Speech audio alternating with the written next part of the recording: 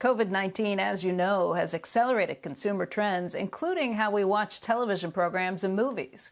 Our next guest is announcing a new way to measure this online audience. So for now, we welcome Nielsen CEO David Kenny.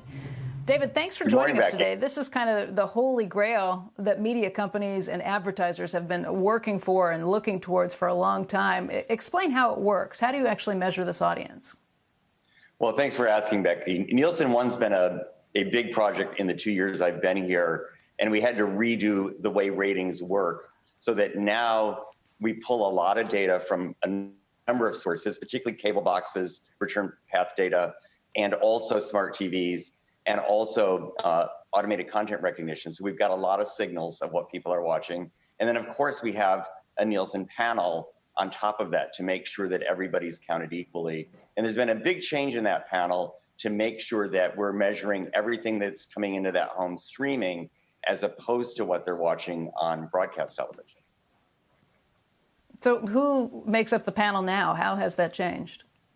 The panel is representative of the U.S. population. So we continue to recruit a panel. It's always secret because we don't want any manipulation. But we recruit a very accurate panel, county by county, that represents everyone in America. What have you found under this new measurement system? What does it pick up that the old system didn't?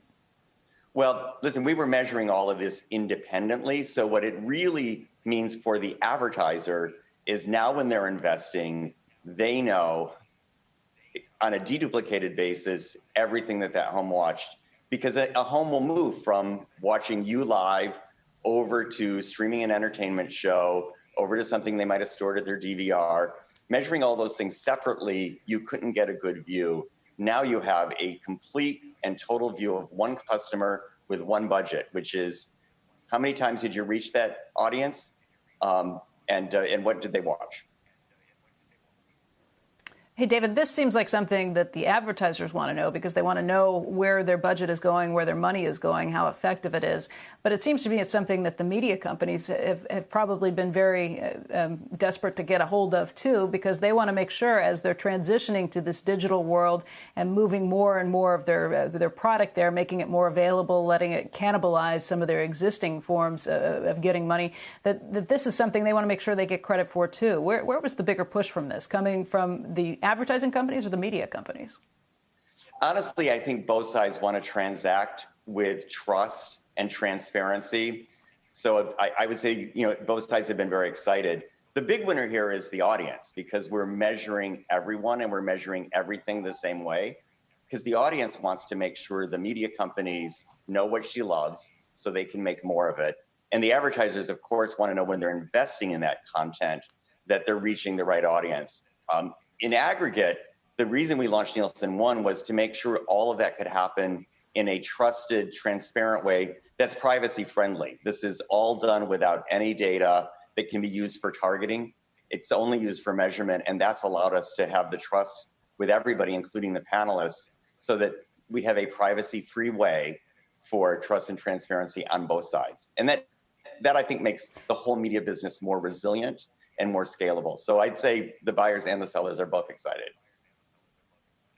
How difficult is it to get panelists to come on with this? I only ask because there have been all of these kind of questions about how accurate polling data has been for things like the elections over the last several years, and the idea that maybe millennials are less likely to want to answer questions or to go through some of these things. Is that an issue you have with your panelists as well? Well, listen, I think, first of all, what we learned from polling is you have to make sure you're adjusting to the whole population, which is something we solved, and you've got to adjust for actual behavior. This last poll, I think, kind of underestimated how many people would turn out in a new way of voting. So the important thing for Nielsen is to have this living currency that tracks what people are doing and how behaviors are changing. As far as people choosing to work with us, I think we've made a lot of progress by explaining to them what this is for, making sure they know it's measurement only. And quite honestly, once they're signed up, it's seamless. The meters, actually, you don't even notice them once they're in your home. They're just sending us the data. So it's not a huge burden on the panelists once they get started. And I think people really care about their media. So they want all these platforms, all these streaming services, all these networks to know what they love. So by putting the audience first, I think we've figured out something that the audience wants to participate in. Shepard Smith here. Thanks for watching CNBC on YouTube.